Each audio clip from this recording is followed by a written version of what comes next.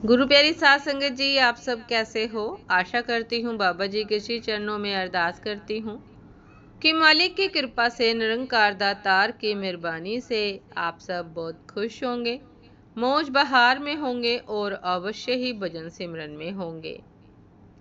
साध संगत जी, मैं हाजिर हूँ आज आप सभी से एक बहुत ही खूबसूरत साखी साझा करने के लिए।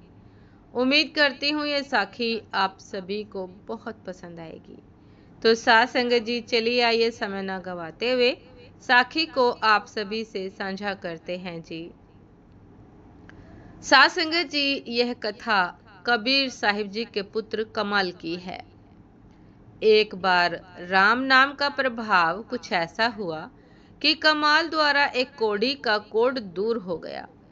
इससे कमाल को यह लगने लगा कि राम नाम की महिमा को वो पूरी तरह जान गए हैं। हालांकि इससे कबीर जी को कोई प्रसन्नता नहीं हुई। कबीर जी ने कमाल को तुलसीदास जी के पास भेजा। तुलसीदास जी ने तुलसी के पत्र पर राम नाम लिखा और उसे एक जल में डाल दिया। इस जल को पीकर 500 कोढ़ी ठीक हो गए। फिर कमाल को लगने लगा कि राम नाम का तुलसी पत्र पर लिखकर जल में डालने और उसे पीने से 500 कोढ़ियों को ठीक किया जा सकता है। राम नाम की इतनी महिमा है। लेकिन इससे भी कबीर साहिब जी प्रसन्न नहीं हुए। उन्होंने कमाल को सूरदास जी के पास भेजा। सूरदास जी ने गंगा में बह रहे एक शव के कान में राम नाम लिया। उन्होंने इतना कहा और शव जीवित हो उठा। संत सूरदास जी ने गंगा में बहते हुए एक शव के कान में केवल रा कहा और शव जीवित हो गया। तब कमाल को लगा कि राम नाम के केवल रा अक्षर से ही मुर्दा जीवित हो उठा। राम नाम की महिमा बहुत ज्यादा है। इस पर कबीर साहिब जी ने कमाल से कहा कि सिर्फ इतनी ही महिमा नहीं है राम नाम की। उन्होंने कहा, भ्रुकुटी विलास सृष्टि लय होई, अर्थात इसके भ्रुकुटी विलास मात्र से प्रलय हो सकता है।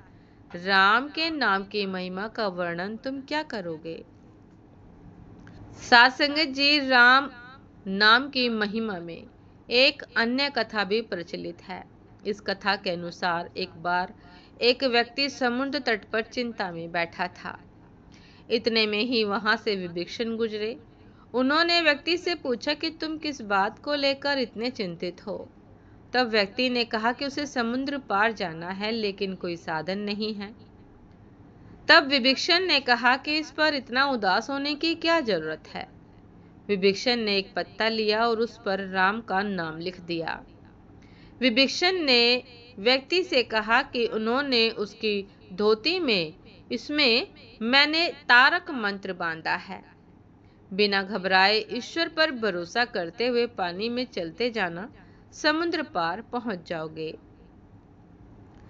विभीषण के वचनों पर विश्वास कर वह व्यक्ति समुद्र की तरफ बढ़ने लगा। वह व्यक्ति बड़ी ही आसानी से पानी पर चलने लगा। जब समुद्र के बीचों बीच आया तब उसे लगा कि ऐसा क्या है इस मंत्र में, ऐसा क्या है मंत्र में जो विभीषण ने बांधा है कि वो पानी पर चल पा रहा है। उसने अपने पल्लू में बंधा हुआ पत्ता खोला और पढ़ा तो उस पर राम का नाम लिखा था। उसे पढ़ते ही उसकी श्रद्धा तुरंत ही अश्रद्धा में बदल गई। उसे लगा कि इसमें कोई तारक मंत्र तो है ही नहीं, यह तो सबसे सीधा साधा राम नाम है। उसके मन में आई अश्रद्धा के चलते ही वह डूबकर मर गया। साध संगत जी, तुलसीदास जी कहते हैं, राम ब्रह्म परमार्थ रूपा, अर्थात ब्रह्म ने ही परमार्थ के लिए राम रूप धारण किया था। साध संगत जी, नाम की महिमा अनंत है। इसको बयां करना बहुत मुश्किल है। साध संगत जी, राम नाम की महिमा के जितने भी उदाहरण हम सबको देखने को मिलते हैं, बहुत ही कमाल हैं, अद्भुत हैं। और साध संगत जी, लेकिन हम सब फिर भी कुछ नहीं सीख पाते, नाम के महत्व को समझ ही नहीं पाते कि नाम में कितनी महिमा है। नाम जप करने से बड़ी मुश्किल को पार किया जा सकता है, असंभव को संभव किया जा सकता है, भव सागर को पार किया जा सकता है।